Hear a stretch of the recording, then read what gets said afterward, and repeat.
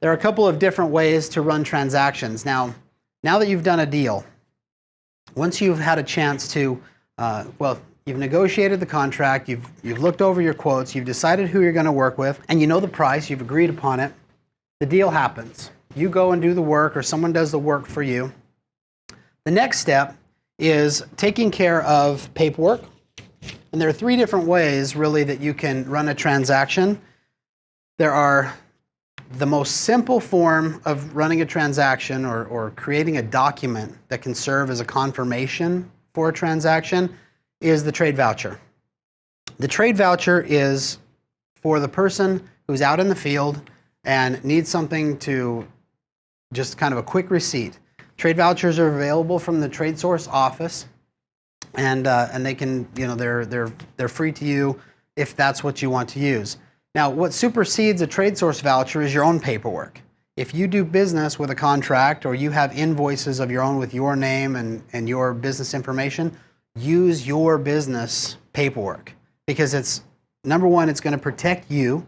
Number two, it's going to protect the other person, or it's going to ensure that that person is obligated to pay you for your services rendered. Let me give you a for instance. Let's say you do the deal, and the member has half of the trade credit needed to pay you for your transaction. Well, the other half is they're going to be obligated to pay you in cash. If they only have X amount of dollars available in trade, then they'll be obligated by your contract to pay the other amount. Because again, Trade Source is a method of payment, and if funds aren't available or funds aren't enough to take care of a business transaction, well, then cash comes into play, or debit or credit cards, other things like that. So all things being equal, once you've done business with your paperwork, you've confirmed a transaction, that money will be transferred from their account to your account, or vice versa, your account to their account. Second way to do a transaction is online. We have established a username and password for you to log in at tradesource.net.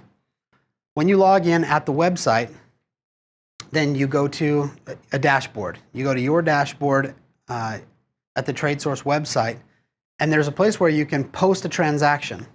When you click on Post a Transaction, another dialog box comes up that allows you to put the buyer's username, or, well, not their username, their business name, or their TradeSource identification number. You add a description of what the service was, and then you put the amount that the service is for. Click OK, and it gives you a chance to review. Once that review happens, send the transaction online. That will actually message the other party to go log into the website and verify that transaction by PIN. Now, two-way transaction confirmation is the way TradeSource works. So paperwork is a way to verify and confirm that the transaction happened. Online is a second way to verify that the transaction happened. The third way, and this is only necessary if the other two fail, the third way is to call your broker, and if a transaction is being held up on the other end, you can talk to your broker about why that is. It's possible that the other party just forgot their PIN number, or some other circumstance didn't allow the transaction to go through automatically. So if you provide your broker with the paperwork, then we will push that transaction through for you based on a confirmed two-sided transaction where you've got verification from the other party.